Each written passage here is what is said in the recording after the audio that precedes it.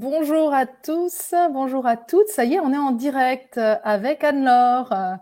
Bonjour Véronique, bonjour à tous. Alors, eh bien, peut-être que le temps que les gens arrivent, comme vous êtes plusieurs, peut-être que vous pourriez nous mettre dans le chat un petit coucou. Ça fait toujours plaisir de savoir, voilà, que vous êtes avec nous, de voir un petit peu d'où vous êtes. Euh, Peut-être même de nous dire, tiens, vous avez pris quoi en dessert aujourd'hui pour votre déjeuner. Petit clin d'œil. Alors, moi, j'ai pas encore pris mon dessert, mais ça va venir. Donc voilà, qu'est-ce que vous avez pris comme dessert et un petit coucou dans le chat pour ceux qui sont en live. Bonjour. V. Sonnec. Oui, un Un café. café, ça compte. Oui, un café, ça compte. Un café, ça compte. Super. En tout cas, merci à vous tous et à vous toutes d'être là. Merci à toutes celles et ceux qui étaient déjà là la dernière fois et qui sont à nouveau là pour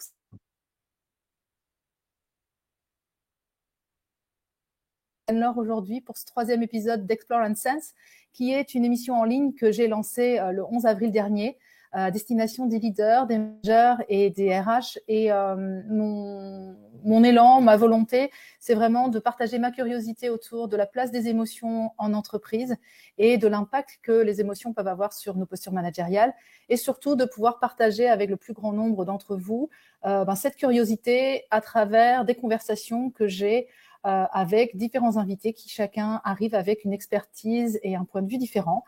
Et du coup, aujourd'hui, je suis ravie de te recevoir être là, Anne-Laure. Merci pour Euh, l'invitation, ravie aussi. Je sais que ton quotidien est très chargé en ce moment. C'est un petit peu le tourbillon, tu me disais il y a quelques jours, et donc je me sens privilégiée que tu m'accordes cette pause déjeuner inspirante pour aller explorer à la fois le monde complexe du cerveau et à la fois le monde complexe des rapports humains. Alors pour ceux qui ne connaissent pas Anne-Laure, Anne-Laure, elle a cette double plus qu'une casquette, elle a une double expertise, à la fois une expertise au niveau des neurosciences, puisque tu es passionnée par le fonctionnement du cerveau humain, et puis une autre expertise autour des rapports humains, du fonctionnement des gens, de tout ce qui est les leviers du changement en entreprise. Et donc c'est cette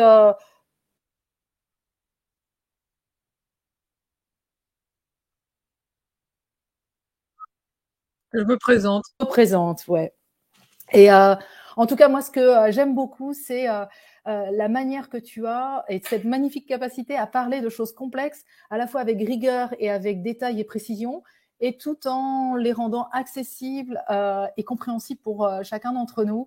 Et ça, c'est vraiment chouette. Et pour moi, c'est un pur bonheur de t'avoir là, un pur bonheur à chaque fois de t'écouter lorsque j'ai participé à tes conférences ou au parcours que tu proposes, parcours de formation. Donc, c'est vraiment un pur bonheur. Ceux qui ne connaissent pas Anne-Laure, soyez pas étonnés aussi. Anne-Laure, elle a passé du temps au Québec, donc de temps en temps, elle nous enchante avec des petites expressions comme ça qui viennent mettre de la couleur. J'en ai de moins en moins. Je perds mes Québécois depuis mon retour en France, donc j'en ai de moins en moins. Mince, Mais j'en ai encore. t'en as encore. Eh ben, on verra. On va les compter. On va les compter je mets les petits bâtons. En tout cas, un grand merci à toi, Anne-Laure. Et du coup, on va embarquer. J'étais en train de juste de relire quand même le chat. À partir, je voulais relire ce que voilà. Je viens de Nantes. Ok. Et les cappuccinos, ça compte en effet au niveau des desserts. Pour ceux qui ne connaissent pas les fonctionnalités de Crowdcast, donc vous avez la possibilité d'interagir dans le chat et vous pouvez aussi poser des questions via la petite fonctionnalité en bas de votre écran qui s'appelle Ask a Question. Donc là, vous allez pouvoir poser des questions. On prendra un temps à la fin de cet échange, de cette conversation avec Anne-Laure pour choisir une question. Et donc, vous pouvez soit poser une question, soit voter pour la question qui vous semble être la question la plus pertinente pour vous, en tout cas celle qui résonnerait le plus aujourd'hui et que vous aimeriez qu'Anne-Laure explore lors de cet échange ensemble. Voilà, eh ben, je vous propose qu'on embarque du coup pour ces 45 minutes d'échange sur ces mondes complexes qu'est le cerveau et les rapports humains. la première question qui me venait là, en fait, justement, c'est le cerveau, les émotions, le cerveau, les rapports humains, la raison, les émotions, souvent, on les oppose. Et toi, alors, ce qui m'intéressait, c'est d'avoir ton point de vue sur comment fonctionne le cerveau et finalement, est-ce qu'on les oppose ou est-ce qu'on les oppose pas? J'aimerais bien que tu nous éclaires là-dessus. Alors, donc merci infiniment déjà de m'avoir invité et bonjour à tous pour ceux qui viennent d'arriver. La première chose que j'ai envie de vous proposer, c'est déjà qu'on définisse de quoi on parle. De quoi on parle quand on parle de raison et de quoi on parle quand on parle d'émotion. La raison, c'est vraiment la faculté qu'a l'esprit humain d'organiser ses relations avec le réel. Alors, qu'est-ce que ça veut dire ça? C'est que on a un environnement et on va avoir une capacité d'aller poser du sens, d'aller comprendre, d'aller analyser, d'aller poser des mots, d'aller créer de la cohérence. Tout ça, c'est vraiment cette faculté qui est spécifique et qui est propre à l'être humain. Et d'ailleurs, ce qui est intéressant, c'est que le mot raison, d'un point de vue étymologie, moi j'adore regarder l'étymologie parce que je trouve que ça donne un indicateur sur le rôle d'un mot, la définition du mot. Et l'étymologie de raison vient du latin ratio, qui veut dire calcul. Donc c'est vraiment cette idée que notre cerveau propose des calculs sur l'environnement pour créer du sens et de la cohérence. En gros, c'est vraiment ça. Les émotions, quant à elles, à nouveau, si je vais dans cet espace d'étymologie, ça vient de émovere, qui veut dire mouvement. Donc, il y a vraiment quelque chose de l'ordre d'un mouvement interne. Moi, j'aime bien parler de baromètre corporel. Les émotions, c'est vraiment un indicateur, des signaux pour indiquer que quelque chose a été déséquilibré au sein de notre corps. Il y a cette notion d'homéostasie dont on entend beaucoup parler. Les émotions, elles ont un rôle dans l'homéostasie. Alors l'homéostasie, de façon très simplifiée, c'est à la base un mécanisme physiologique qui permet de rétablir notre équilibre interne, de maintenir notre équilibre interne. La respiration, la digestion, c'est plus tout ce qui concerne pression artérielle, température, voilà. Dès qu'il y a un écart, on va avoir des signaux à l'intérieur de notre corps pour dire attention, là il y a un écart de température parce qu'il fait très chaud à l'extérieur, on va réguler la température intérieure. Et l'homéostasie, en fait, on peut l'élargir à aussi tout ce qui est homéostasie psychique, par exemple. Les émotions vont avoir un rôle qui va être de nous indiquer que un de nos besoins a été bafoué. Par exemple, si je me mets en colère, c'est parce que j'ai un besoin souvent de rétablir la justice. Donc, il y a vraiment ce lien direct dans cette notion de rétablir un équilibre. Donc, la raison, c'est cette notion de calcul, cohérence, sens. Émotion, c'est cette notion de attention, ton équilibre intérieur a été fragilisé. Et alors, est-ce qu'on doit les opposer? Pour moi, c'est évident que non, dans le sens où c'est pas un raison ou émotion, c'est un raison et émotion. Ce qui est intéressant de comprendre, en fait, c'est qu'on est avant tout des êtres émotionnels. On croit être des êtres irrationnels, on croit être rationnel, mais on l'est pas. On est doué de raison. C'est différent. On est des êtres émotionnels doués de raison. Et c'est d'ailleurs ce qui nous distingue des autres mammifères, c'est que les mammifères ont des émotions. Ils ont toute la composante physiologique que je viens un peu d'explorer, mais ils n'ont pas cette capacité de prendre du recul, de comprendre, de faire un pas de côté, d'analyser. Et ça, c'est là que la raison va être une particularité à l'être humain. Voilà pour une première réponse. Peut-être un petit peu plus loin sur le cerveau. Oui, je veux bien parce que du coup, ça résonne avec. Alors moi, je connais ton modèle des 2 pilotes parce que tu l'avais présenté. Je ne sais pas si ce serait le bon moment là de le. Oui, je peux parce en que parler. Je trouve que ça fait sens en effet. Ouais. Mais j'aime bien en fait quand tu dis on est avant tout des êtres émotionnels mais doués de raison. Et je pense qu'en entreprise, on a tendance à penser qu'il faut avant tout être des êtres de raison et qu'on oublie qu'il y a la partie un petit peu invisible en tout cas qui est là. Alors ben oui, tu vois, en entreprise, il y a ce côté. Alors il y a une vision très cartésienne qui est issue de notre société occidentale, culture occidentale, où on nous demande en entreprise d'être objectif au travail, de laisser nos soucis de côté. Et parce qu'il y a cette croyance que être professionnel, c'est laisser ses émotions de côté. Ça, c'est vraiment une vision très cartésienne du monde de l'entreprise. Sauf que, est-ce qu'il est possible de laisser ses émotions à la porte de l'entreprise? Est-ce qu'on peut mettre tout ce qui nous habite et ce qui nous a habité avant et après, et ce qui nous habitera après cet espace de travail, est-ce qui nous habite pendant cet espace de travail? Est-ce qu'on peut le mettre à la porte? Non. Il y a un principe d'unité qui fait qu'on est des êtres humains. Sauf en cas de clivage, si on est Dr Jekyll et Mr Hyde, mais donc là, on est dans la pathologie. Oui. Mais en dehors de cet espace-là, en fait, justement, c'est ça qui est intéressant, c'est que sans parler du clivage pathologique, on va utiliser un espèce de clivage parce que les croyances, je vais revenir sur le modèle des deux pilotes, parce que les croyances de la culture occidentale et cette vision qui est très cartésienne du monde de l'entreprise vont nous imposer de tenter de mettre nos émotions de côté. Et en fait, il y a un retour des émotions à un moment donné, parce que ce qui est intéressant, et c'est là où je vais me permettre après d'aller un peu plus dans le fonctionnement du cerveau, c'est que toute décision rationnelle, en amont, il y a un processus émotionnel. Ok. Toute décision rationnelle, il y a en amont un processus. Ouais, derrière toute décision se cache un processus émotionnel. Et donc, de mettre à jour ce fonctionnement de l'être humain va permettre, on va parler après d'alignement, de cohérence, de congruence dans les prises de décision qui sont faites en organisation. Avant d'aller plus loin, peut-être revenir sur ce que tu me demandais, le modèle des deux pilotes, qui permet aussi de comprendre, c'est pas raison ou émotion, mais c'est pas un ou, c'est un et. Je vais me permettre de partager.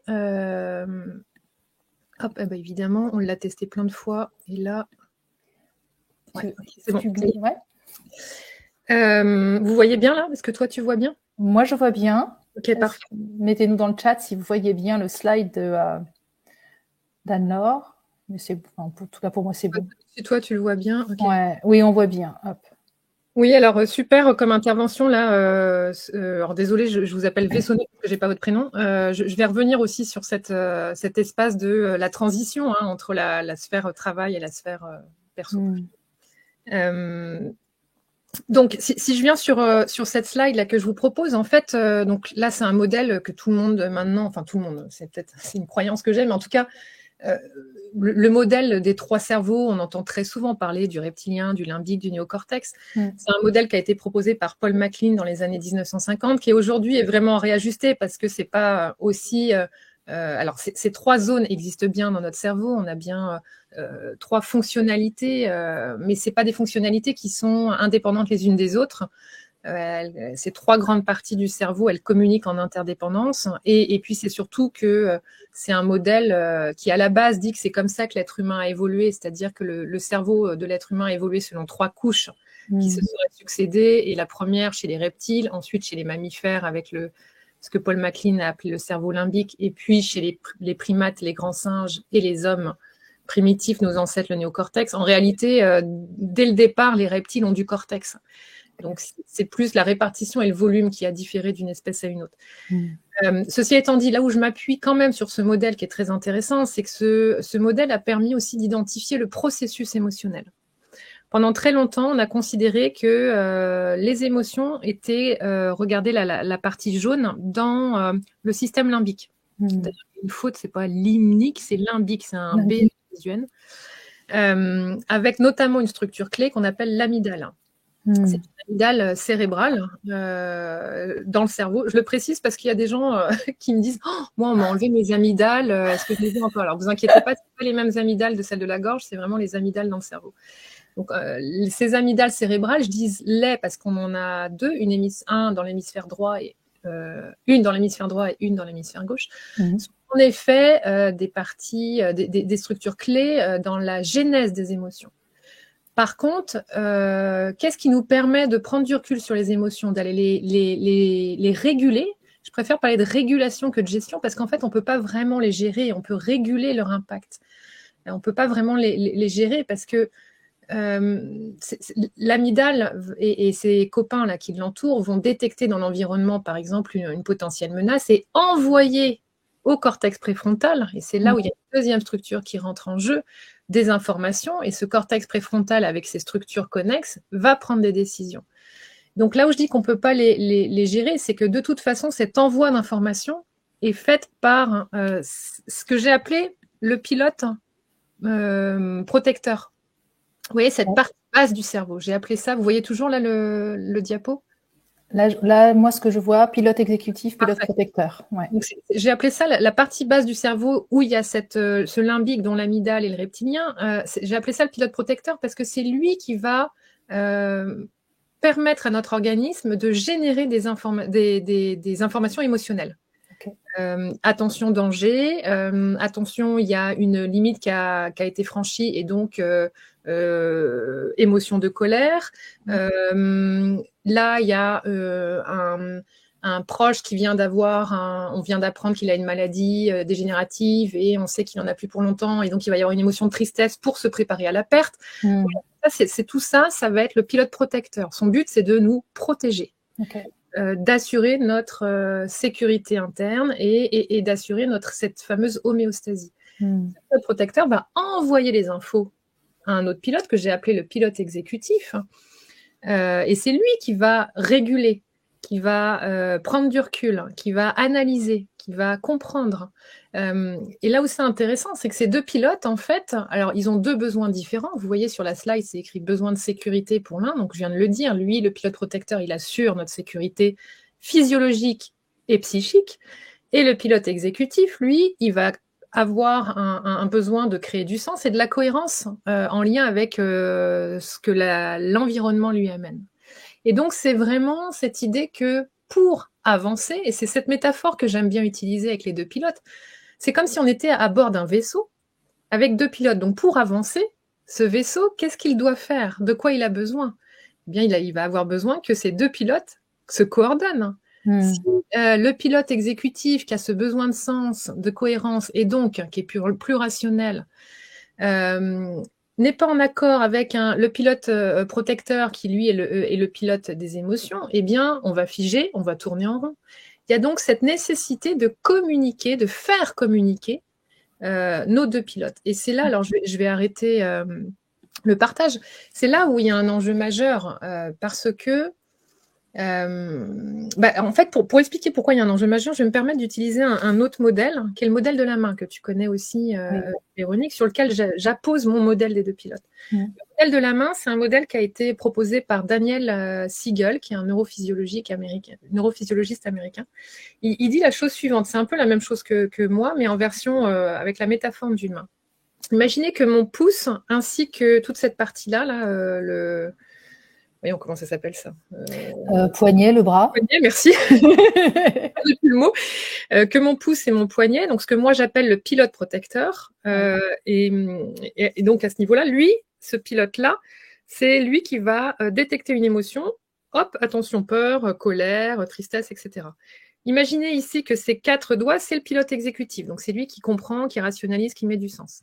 Eh bien, ce qui se passe, c'est que dans la vie de tous les jours, on va être comme ça. On vit une émotion, pof, il y a le pilote protecteur qui envoie des infos au pilote exécutif. Et il y a et ça a été montré que les connectivités qui vont du protecteur vers l'exécutif sont beaucoup plus nombreuses que l'inverse. Quand je parle de connectivité, c'est comme des autoroutes neuronales. C'est vraiment des autoroutes où l'info monte. Ce qui fait qu'on va avoir une surchauffe émotionnelle quand l'émotion est générée. Donc ça, déjà, première étape, c'est normal d'avoir une surchauffe. Par la suite, c'est après que le pilote, une fois que la surchauffe s'est calmée, que le pilote exécutif va pouvoir, tiens, je vais te faire une petite expression québécoise, dire au pilote protecteur, calme-toi le pompon. Calme-toi le pompon. Hein, le fameux calme-toi le pompon, parce que c'est vraiment ça l'idée. C'est, par exemple, je vais vous donner un exemple concret. Imaginons une mère de famille qui est partie... j'allais dire faire un 5 à 7. Ça aussi, c'est québécois, mais je sais que c'est très tendancieux en France, donc il ne faut pas que je le dise. Oui, non, je pense que ça ne veut pas dire la même chose. Un after work. Un after work, c'est pas... Voilà. Qui a traîné un peu, elle rentre le soir un peu éméchée, guillerette. L'appart est noir, donc elle a prévenu son ado de 15 ans de maman rentrera tard ce soir. Voilà, il y a du poulet dans le frigo, enfin whatever. Voilà. Comme une maman pourrait prendre soin de son ado. Et l'ado a envie de faire une blague à sa mère. Donc il est dans le noir, sur le canapé. Il veut juste lui faire une blague. Elle rentre, un peu éméchée, et là, elle voit une ombre dans le salon. Pouf! Pilote protecteur, qu'envoie attention danger, un intrus est là. Ouais. Peur, je fige, ou je peux très rapidement prendre un objet, un contendant pour voilà, aller dans l'agressivité. Oui. Et le pilote exécutif qui là entend, par exemple, mettons que l'ado se met à exploser de rire, qui va entendre l'ado en disant ah mais non, c'est que mon abruti d'ado qui me fait une blague. Et donc je calme l'émotion qui a été là pour transformer mon processus décisionnel et changer d'action. Vous voyez l'idée? Donc c'est ça, c'est cette capacité que vont avoir les deux pilotes de communiquer. Et là où c'est hyper challengeant dans notre vie de tous les jours et donc dans le monde du travail, c'est que cette capacité de communiquer entre les deux pilotes, elle va être très variable d'un individu à l'autre. Et cette variabilité individuelle de communiquer entre les deux pilotes, elle est issue de notre enfance principalement. Okay. Et d'ailleurs, je vais faire de la pub à une émission que j'adore, mais où j'ai absolument aucune action, mais j'écoute beaucoup France Inter le matin, l'émission de Grand bien vous fasse. Alors, en tant qu'indépendante, c'est ça, par moments, c'est chouette, on a la possibilité à 10 heures d'écouter la radio. Et ce matin, il y avait vraiment des médecins qui étaient présents, qui sont de plus en plus dans donner de la place aux émotions dans l'apparition des maladies somatiques. Okay. Et c'est vraiment cette idée-là que l'enfance, notre enfance et la façon dont on a été confronté à de l'adversité, c'est-à-dire à des drames, alors on en vit tous, à des degrés plus ou moins différents, à des pertes, à des deuils, à des carences affectives, voire pour certains d'entre nous à des traumas, va venir affecter cette capacité de connecter entre les deux pilotes, parce que cette capacité de connecter, elle se construit de 0 à 7 ans, les enfants sont comme ça. Et à partir de 7 ans, la connectivité commence à se construire, et en fonction de ce qu'on a vécu, alors attention aux chiffres que je mets, c'est pas figé, et rien n'est figé dans ce que je suis en train d'admettre, c'est des modèles, on est dans des modèles, et comme tout modèle, il y a ce côté figé sur lequel je suis vigilante, donc soyez prudents, il n'y a rien n'est figé, mais en tout cas, vers 6-7 ans, on commence à pouvoir communiquer, et en fonction de notre vécu dans la petite enfance, cette communication va être impactée. Pourquoi je vous amène ça? Âge adulte. Il y a des personnes qui vont être donc, par exemple, dans une hyper-émotionnalité, parce que leur histoire de vie a challengé cette communication entre les deux pilotes, et que c'est des personnes qui vont souvent être comme ça et qui vont avoir de la difficulté à poser des mots, à prendre du recul, à mettre de la raison sur l'émotion qui est envoyée par le pilote protecteur. À l'inverse, il y a des personnes qui, ça peut être même pour les mêmes mécanismes, non pas les mêmes mécanismes, mais les mêmes événements, mais parce qu'il y a des mécanismes différents, et notamment les fameux mécanismes de défense, qui vont faire en sorte que la raison a tout figé. Le pilote protecteur est silencieux, mais d'un point de vue conscient, parce qu'en fait, d'un point de vue non conscient, le pilote protecteur, il continue d'envoyer des infos. Mais la raison va prendre le dessus, et donc ça va faire des adultes qui vont être hyper rationnels, avec une difficulté d'aller connecter leurs émotions. On transporte ça tu me dis si je vais trop vite. Non, c'est bien. Non, si on transporte ça dans l'entreprise, et ce qui m'intéresserait, c'est comment on fait pour développer finalement mais tu allais peut-être aborder ça, comment on fait pour que cette connectivité-là, on la développe ou pas, ou est-ce que les jeux sont faits jusqu'à 7 ans et c'est foutu après? Non, c'est pour ça que je pose vraiment des pincettes avec tous les modèles, et y compris le mien, le modèle des deux pilotes. Ça reste un modèle. Les modèles sont bien pour proposer des contenus théoriques et expliquer. Après, il y a le côté pratique où heureusement, rien n'est figé. C'est-à-dire que pour ceux qui ont vécu des traumas, et comme on en vit tous à des degrés plus ou moins différents, heureusement, on a découvert depuis une vingtaine d'années que notre cerveau est plastique. C'est la fameuse neuroplasticité. Et cette neuroplasticité, c'est donc la capacité de réorganiser des réseaux. Si nos réseaux ont été mal organisés ou peu organisés, à l'âge adulte, on va avoir une capacité d'aller réorganiser la communication. Il y a un réapprentissage qui est possible de la communication entre nos deux pilotes, heureusement. Comment on fait ça? Alors là, j'ai une mauvaise nouvelle, c'est qu'il n'y a pas de recette miracle. Par contre, c'est possible, et ça, c'est vraiment ce qu'on appelle le travail sur soi.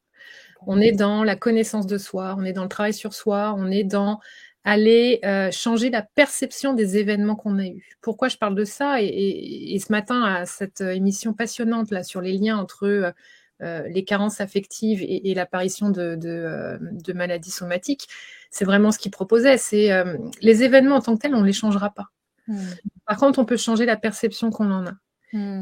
En tout ce travail de perception, de reconstruction, et là on peut parler d'estime de soi, de relations aussi aux figures parentales, enfin voilà, on est vraiment là-dedans.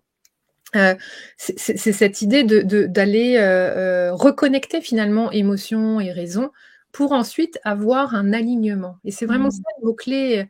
Et si je me permets maintenant d'aller plus dans le monde de l'entreprise, parce que là, pour certains, ça peut paraître très psy ou très développement personnel. Alors, moi, j'ai vraiment la croyance que c'est inévitable d'amener le développement personnel en entreprise. Après, il y a un cadre dans lequel c'est important de le mettre. En entreprise, donc, cette croyance que être professionnel, j'entends encore ma chère maman, qui est mon deuxième cobaye. Mon premier cobaye, c'est moi. Mon deuxième cobaye, c'est ma maman. Et mon troisième cobaye, c'est vous, mes amis et collègues. Et après, les quatrièmes, c'est mes clients. J'ai différents niveaux, mais ma maman, par exemple, elle dit mais non, mais franchement, c'est pas pro de montrer ses émotions, quoi. Elle, c'est vraiment ça. On montre pas ses émotions en organisation. Elle fait partie de cette génération où il fallait surtout pas montrer ses émotions parce qu'il y a cette croyance que tu perds ta crédibilité, tu perds ton professionnalisme. Et puis en plus, il y a stéréotype, il y a une division sexuelle du travail qui est très forte. Avec les hommes sont associés au domaine rationnel, à la production, et les femmes sont associées au domaine de l'émotionnel et du relationnel. Donc en plus c'est ça, c'est en tant que femme, et en tant que femme, ça y est, elle s'étale encore, elle a encore ses émotions au tapis, et les hommes, c'est la difficulté d'aller affranchir ces croyances pour justement connecter leurs émotions. Je me suis un peu écartée là. Tu ramenais le modèle des deux pilotes et la connectivité entre les deux au monde de l'entreprise. Oui, voilà. Alors, l'idée, c'est ça. C'est pas de s'étaler. Il ne s'agit pas d'aller déverser un chagrin auprès de ses collègues, parce qu'il y a un cadre, un mec qui est quand même, on a un objectif commun à atteindre dans le monde du travail, qui est d'aller produire ensemble quelque chose, de construire ensemble, aller vers un objectif commun. Mais il s'agit plutôt d'aller rétablir l'expression des émotions au service du travail. Donc je répète, c'est vraiment l'idée de rétablir l'expression des émotions au service du travail. Ça veut dire quoi, ça ? Ça veut dire que c'est l'idée d'accepter que nous sommes des êtres émotionnels doués de raison et que, je le répète, derrière toute décision, il y a un processus émotionnel. Alors, attention, point de vigilance. On était donc dans une société avec cette pensée cartésienne et cette dichotomie raison-émotion, et en entreprise, excite les émotions. Il y a eu un changement, beaucoup de paradigmes ces dernières années que je vois avec l'intelligence émotionnelle, avec les techniques de communication, où justement on va réhabiliter les émotions d'entreprise, mais il ne s'agit pas d'oublier qu'on est aussi des êtres doués de raison. Et c'est là où moi j'ai vraiment un point de vigilance. C'est pas un ou, c'est un et. Nous sommes avant tout des êtres émotionnels doués de raison. Et c'est cette idée que si je reviens au monde du travail, qu'est-ce que c'est travailler ? Donc je l'ai dit, travailler, c'est vraiment cette idée d'aller ensemble vers un objectif pour produire quelque chose, mais travailler, c'est aussi se construire individuellement. Et ça veut dire quoi, ça ? C'est qu'en fait, il y a une rencontre, dans le monde du travail, il y a une rencontre entre un individu, un collectif et une organisation du travail qui, elle, va nous prescrire. Alors là, on est dans le monde du salarié, mais on peut faire des parallèles avec le monde des indépendants. Et donc ces trois niveaux d'interaction, individu qui a sa propre histoire, qui vient avec son histoire, avec ses carences, avec cette capacité plus ou moins importante de communiquer, va rencontrer un collectif au sein d'une organisation. Et donc ces interactions, elles vont être guidées par cet équilibre fragile entre émotion et raison. Et si on finit tous par un moment admettre qu'on agit sous l'influence de facteurs humains, dont les émotions, parce que dans les facteurs humains, il y a plein d'autres choses comme les biais cognitifs, mais ça sera peut-être l'occasion d'un autre Je crois que 45 minutes, c'est pas suffisant sinon. Dans notre espace de discussion, mais Ouais, parmi les facteurs humains, il y a cette notion d'émotion. Si on admet que les émotions nous poussent à agir, nous poussent à prendre des décisions, je crois vraiment que les leaders inspirants sont ceux qui trouvent cet équilibre entre raison et émotion. Les leaders inspirants, c'est ceux qui ont, on va parler de congruence, c'est-à-dire la congruence, c'est un alignement entre ce que je pense, ce que je dis, ce que je ressens et ce que je fais. Si je ne suis pas congruent, c'est-à-dire qu'il y a un décalage entre, par exemple, ce que je dis et ce que je ressens, comme oui, oui, aujourd'hui, je vais très bien. Ben, on voit bien que ce n'est pas congruent. Et les leaders inspirants vont être ceux qui vont avoir cette congruence entre leurs émotions et la capacité de poser des mots, et ce qu'ils pensent et ce qu'ils font. Un leader inspirant, pour moi, le mot-clé et le lien que je fais entre cette alliance entre raison et émotion dans le monde du travail, c'est le mot autorisation. Okay. Je crois vraiment qu'un leader inspirant, alors on peut mettre derrière un leader inspirant, on peut, toi je ne sais plus comment tu les appelles, mais bon, il peut y avoir, comment tu les appelles comme une catégorie. Non, inspirant, ça me va bien, inspirant. Okay. Ouais, inspirant, aligné. Aligné, oui, voilà, c'est ça. Ouais. Quand je parle d'autorisation, c'est qu'il y a une première autorisation, je crois, de tous les dirigeants, des figures d'influence, des leaders d'opinion, des dirigeants économiques et politiques, c'est d'autoriser premièrement sa vulnérabilité. Et ça, c'est quelque chose qui, aujourd'hui, n'est pas ou peut encore explorer en entreprise pour la croyance que ce n'est pas professionnel de montrer ses émotions. Mais autoriser sa vulnérabilité, ça veut dire que je vis des choses dans ma sphère privée qui vont forcément venir teinter mon activité professionnelle parce que je suis un être humain et que je suis sous l'emprise de facteurs humains, dont les émotions, et que toute décision est avant tout un processus émotionnel. Derrière toute décision, il y a un processus émotionnel. Donc, ça peut être, par exemple, pas forcément de dire ce que j'ai vécu, parce que ma femme vient de me quitter, ou j'ai appris que mon mari me trompait, ou whatever. Ça fait partie de la sphère perso. Mais ça peut être très bien de dire, OK, ce matin, je suis dans un état burk. Je suis pas OK. Voilà, j'ai des soucis perso et je suis pas OK.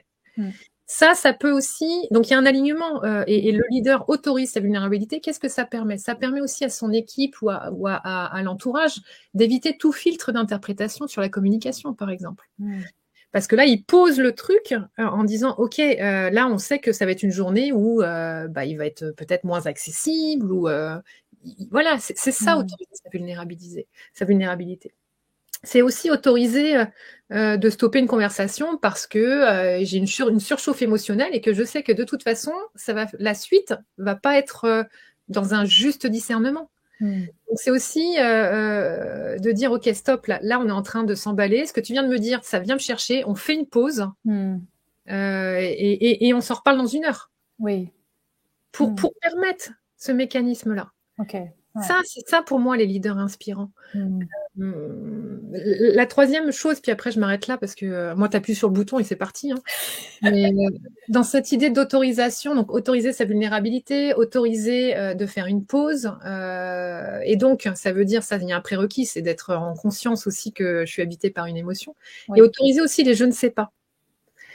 Ça aussi, c'est-à-dire que il y a certains leaders, à nouveau dans cette notion de croyance, de pour être pro, ne pas savoir peut mettre. Donc il peut y avoir une émotion dans la grande catégorie de peur, mais qu'on va mettre sous la forme de doute.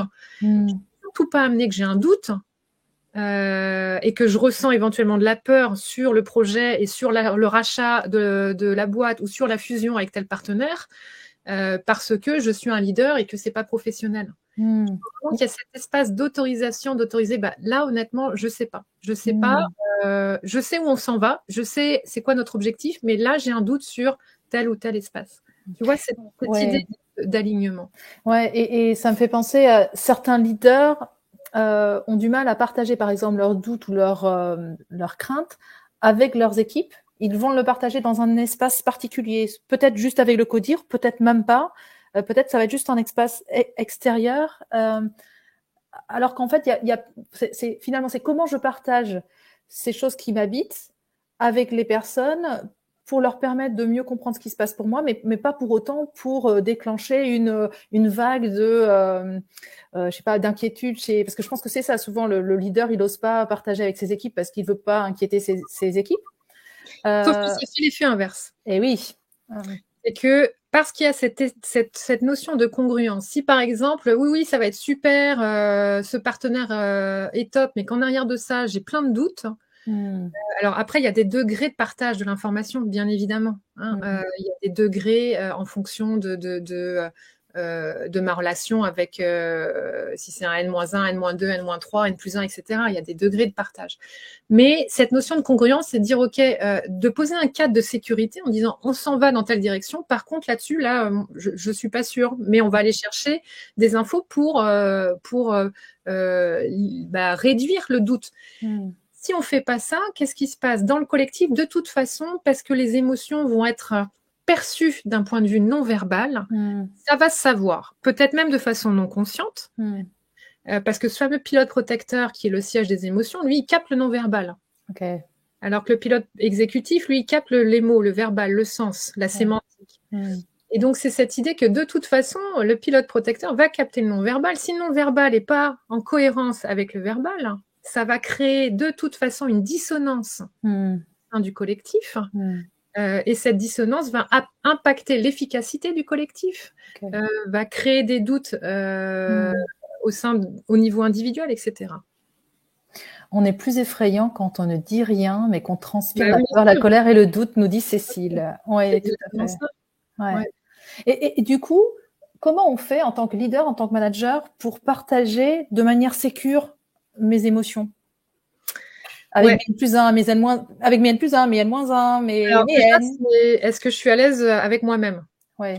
La première étape, c'est alors moi je parle d'écologie personnelle. Il y a 3 niveaux d'écologie. Là, je risque d'ouvrir un autre champ de discussion, mais l'écologie personnelle, l'écologie relationnelle et l'écologie du monde de vivant, celle dont on parle au niveau politique, mais il y a 2 autres niveaux d'écologie avant, pour moi, dans ma lecture du monde, c'est l'écologie personnelle et relationnelle. L'écologie personnelle, c'est est-ce que j'assume là d'avoir une émotion dans un contexte particulier?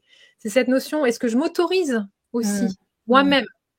Si je m'autorise pas moi-même, ça va être compliqué aussi. M'autoriser moi-même, ça veut dire, alors il y a tout un travail sur l'ego. Quand je parle du je ne sais pas, par exemple, est-ce que c'est OK pour moi de ne pas savoir en tant que leader et d'avoir un doute sur la fusion avec tel partenaire parce que j'ai entendu qu'il y avait déjà eu des troubles dans le passé. Enfin voilà. Donc, quel est mon niveau de confiance vis-à-vis déjà de ce que je sais et de l'impact que ça a sur moi. Et ensuite, seulement, je peux me permettre de le partager. Mais dans cette notion de partage, soyez prudents que c'est plus le partage, non pas du contenu que du contenant. Oui. C'est-à-dire, et le contenant, il y a un degré de bon sens qui est relié à, et c'est très contextuel, à chaque organisation et à chaque situation.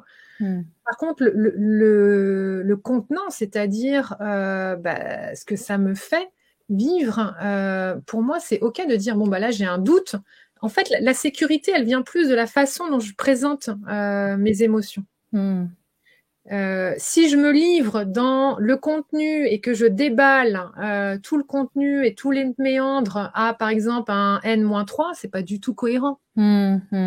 Tout ça peut l'être en même temps. Oui, en fait, c'est ça qui est compliqué, c'est une histoire de contexte. OK. Ça répond à la question. Oui, ça répond à la question.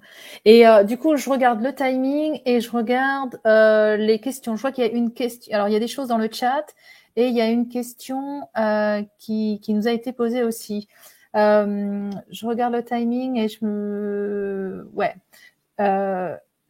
il y a même 2 questions. On a 2 questions. On a la première qui est: le pilote protecteur est-il exhaustif, n'importe ce que l'on perçoit ou pas, est cohérent, voire indépendant vis-à-vis de qui nous sommes? Ça, c'est une première question qui a été posée par Philippe. Et la deuxième, c'est: quelle est la place de l'intuition dans ce rapport émotion-raison? Alors, je ne comprends pas la première question. Le pilote protecteur est-il exhaustif? D'accord. N'importe ce que l'on perçoit ou pas. Cohérent, voire indépendant vis-à-vis de... Je comprends pas, Philippe. Comment tu la comprends, toi, la question, Véronique? doit être exhaustif. Ce que je peux dire sur le pilote protecteur, c'est qu'il scanne dans l'environnement tout ce qui va porter atteinte à déséquilibrer notre organisme. Donc, est-ce que c'est exhaustif? Alors, il y a forcément des filtres, parce qu'on va avoir des degrés de vigilance qui vont être différents par rapport à notre enfance. Là encore, le pilote protecteur, il est formaté aussi en fonction de ce qu'on a vécu. En fonction aussi quand je dis l'enfance, c'est aussi de nos premiers jours, de la place que l'on a quand on arrive au sein de notre famille. Donc, je ne suis pas sûre voilà ce que je peux apporter dans ce que je comprends. Ok, on va prendre à ce moment-là la deuxième question, là, si ça te va pour toi, Anne-Laure. Quelle est la place de l'intuition dans ce rapport émotion-raison, en sachant que c'est un sujet simple, 2 minutes. Bah, voilà. Oui. Bah oui, top. C'est une question de philo, ça, c'est pour le bac de philo. Alors, l'intuition, honnêtement, ça va être très compliqué de le faire en 2 minutes parce qu'il y a plusieurs types d'intuition. Il y a l'intuition issue de l'expérience. Et là, il y a un rapport direct entre émotion et raison. Et il y a l'intuition qui est issue du champ. Et là, on rentre dans un domaine qu'on appelle post-matérialiste, où on pourrait en discuter, mais c'est compliqué en 2 minutes. Oui. Je vais m'arrêter sur l'intuition qui est issue de l'expérience. L'intuition issue de l'expérience, c'est par exemple l'histoire d'un chef pompier, alors je ne sais pas comment on dit, un commandant de caserne qui va sur le terrain avec son équipe parce qu'ils ont été appelés pour un feu dans une maison. Il arrive dans la maison, au niveau du plancher, il n'y a rien. Pas de source de feu, pas de source de fumée. Tout le monde, toute son équipe commence à marcher sur le plancher et là, il hurle à son équipe retrait. Alors, je ne sais pas s'il doit y avoir des codes, mais retrait immédiat. Toute son équipe sort, le plancher s'effondre et le feu était en dessous. Il a eu l'intuition et il a sauvé. C'est une histoire vraie que je vous raconte. Il a eu l'intuition et il a sauvé tout son collectif. Et là, c'est une intuition basée sur l'expérience. Quand on lui a questionné après, en fait, c'était basé sur des micro-indices d'accès. C'est-à-dire que toute son expérience lui a permis de capter de façon non consciente, et c'est ça le pilote protecteur, de façon non consciente, des micro-indices comme, alors je me souviens plus trop, mais il y avait une espèce d'odeur, il y avait une chaleur qui n'était pas adaptée, il y avait une couleur du plancher, enfin voilà, des micro-indices de la perception, des sens finalement, qui a envoyé une info au pilote protecteur qui a dit attention danger, et donc il a pris une décision, donc là, de raison, sauver son équipe. Ça, c'est vraiment l'intuition sur la base expérientielle. Ouais, et c'est un peu comme si c'était en fait une base de données de toutes les expériences précédentes qui du coup lui ont donné des signaux inconscients ou tellement rapides que ça n'a pas eu le temps d'arriver à sa raison tout de suite. Mais en tout cas, c'était cet ensemble-là qui ont. En fait, ce qui est arrivé à la raison, c'est la décision. C'est la décision, ouais. Tu vois, je prends une décision de faire bouger mon équipe. Ouais. L'espace d'avant n'était pas conscient. Okay. Et après, il y a tout un champ de l'intuition qui est basé sur, et là, ça va être un peu plus tout ce qui est la théorie de Jung, sur l'inconscient collectif, sur les visions post-matérialistes avec l'existence potentiellement d'un champ, du transgénérationnel. Enfin, là, on ouvre une autre porte. Une autre porte, ouais. Complémentaire à l'intuition expérientielle. Ok, chouette, super. Merci. Le challenge énorme de, en quelques minutes, nous donner en tout cas, tu nous as ouvert le champ global sur la notion de l'intuition. Je vois qu'on arrive déjà à la fin de ce temps ensemble, de cette conversation ensemble. Comme à chaque fois, c'est passionnant. Moi, je pourrais t'écouter des heures, en fait, Anne-Laure, puisque vraiment, ce que j'aime, c'est à la fois cette capacité que tu as de dire des choses de manière très claire sur des concepts très complexes, et en même temps de faire ces liens entre la mécanisme du cerveau, les mécanismes des rapports humains. C'est super chouette et vraiment à chaque fois c'est passionnant et oui, je pourrais rester des heures en tout cas à t'écouter. Et malheureusement là, en tout cas, on s'était mis un cadre et c'est parfois assez étrange après coup d'aller décortiquer ce qui nous a poussé à réagir vite, tout à fait. Et donc, en tout cas, ceux qui, pour toutes celles et ceux qui souhaiteraient suivre les activités d'Anne-Laure, je vais vous mettre dans le chat Vous pouvez suivre Anne-Laure à la fois sur LinkedIn et également sur son site internet www.annelaure-nouvion.com. Anne-Laure propose de nombreuses conférences, des fois en présentiel, des fois en ligne, sur le sujet des émotions, sur le sujet du cerveau, sur plein de choses. On a parlé, les biais cognitifs, ça pourrait être une autre conversation qu'on pourrait avoir, en effet, qui sont des notions qui sont importantes à avoir pour chacun des leaders et des managers. Ça permet de comprendre aussi pourquoi on agit ou on réagit de telle et telle manière. Anne-Laure aussi est formatrice et donc elle propose énormément de formations que vous allez pouvoir aller voir sur son site, tout ce qu'elle propose. En tout cas, un grand merci Anne-Laure.